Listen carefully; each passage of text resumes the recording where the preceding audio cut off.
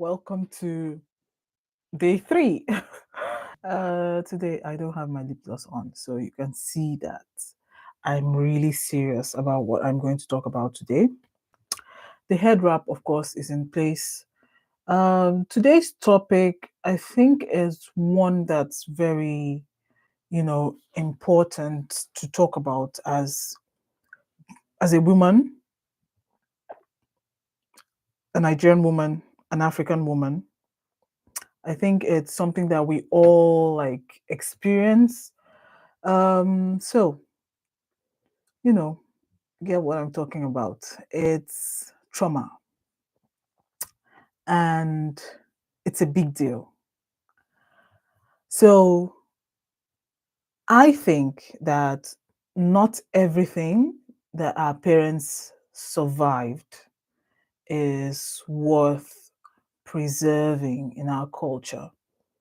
You know, because they survived a certain way of life does not mean that making us as their children or offspring experience those things as wisdom. My mom used to do this, or my dad used to do this, therefore I will do this to you. It's not wisdom enough. So just because you endured it does not mean that I can enjoy it. And because you endured it does not mean you should repeat it on me. And I'm speaking on behalf of everybody. So if your mom survived something, she was able to endure something, it does not mean that she should repeat that thing on you. Growing up, I hated washing dishes, and the tiny bit of vulnerability. My mom would always say that learning how to do the dishes was all part of being a well trained girl, and I hated doing the dishes. I still hate doing the dishes.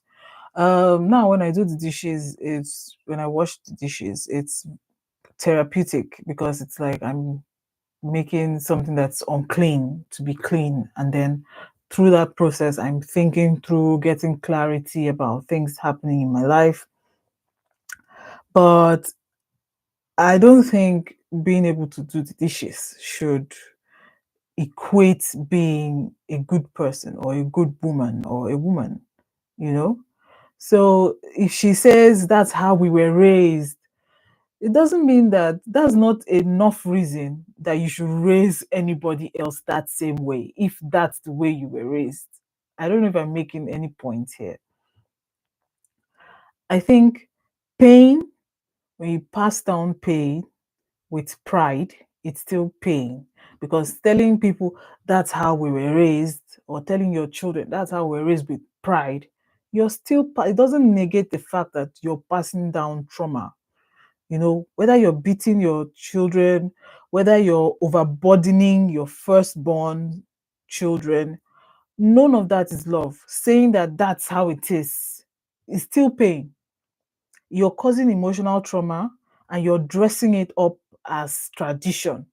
Because if it hurts people and if it controls people, then it's not culture. You're simply just conditioning people to behave a certain way. That's not culture, that's not tradition, if you ask me. I don't think respect should be born out of fear. You know, people think that respect is when you're being obedient, and you're doing being respectful is not obedience born out of fear. That's not how respect works. So if I'm obeying you out of fear, I'm not respecting you. I'm literally just being afraid of you and afraid of the consequences of the conditioning that you're about to put my life on. Right? So if someone is being quiet, if someone is being submissive, if they're being self-sacrificing, it's not tradition. I don't want you as a woman to confuse being suppressed, you know, by tradition as a form of honor. It doesn't work that way. If we continue like that, sadly, that's how the patriarchy is going to survive unchallenged, you know. And we want to raise men and women that are individuals that support each other, that support society equally. And if we keep raising our girls to be quiet, to be submissive, to sacrifice themselves all the time, all in the name of its tradition, then those girls are not respectful. They are obeying you out of fear. Again, not every tradition deserves to be repeated. Some of our customs were just created to protect people in power. I remember this story where they always say that back then men used to have so many wives because they needed so many more children to work on farms. So if you think about it like that, it means polygamy was not our culture. Polygamy was created for a specific reason. The man needed people to work on his farm. And that's the difference between Africans and, Westerners. Because a Ford will see his wife not uh, tilling away in the farm on the soil, and feel sad and create a machine to do that work to make her life easier. But the African man would have more wives and have more children. I don't know why. So that's why I'm saying culture and traditions should not be repeated, because we need to ask, who are the people benefiting from this so-called tradition? And if it only empowers one gender, or it causes dissent, or it silences dissent, then I think it's time that we let that culture go. We need to stop defending dysfunction, because that's how my grandmother used to do it. That's how my great grandmother used to do it. We need to bring ourselves to the point where we can grieve.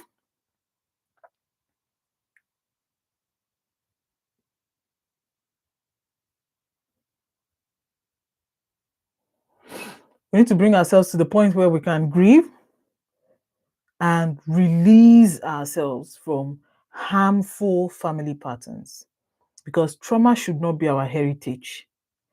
Our legacy must be healed before it can be honored, right? Um, so there's really, really, really, really no honor in inheriting suffering. There's no honor in it. Being a strong woman should not mean you have to endure everything that happens to you without complaining. Strength in many African homes is just about survival that they've wrapped up in silence. So we need to choose to be healed over performing this endurance stretch that we're on as strong women, because everybody's future deserves to be better than the past. Excuse me. Excuse me. So if the cycle ends with you, it doesn't mean that you are betraying your mother, or you're betraying your father, or you're betraying your grandmother. Or you're betraying the leadership that has created that culture or that tradition. That's not what it means if the cycle ends with you.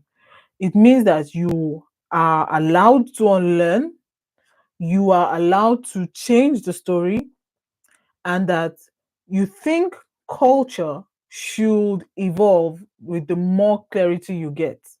And we should not hold on to pain that has come to us in the past, honestly. So if it has happened to you, it has happened to me, and there's nothing we can do about it, we need to make sure that we don't transfer to our own children, who are going to be the future of Nigeria. Do you get me? I hope you do. Okay, so that's where I'm going to stop for today. Thank you if you've been watching. So bye bye.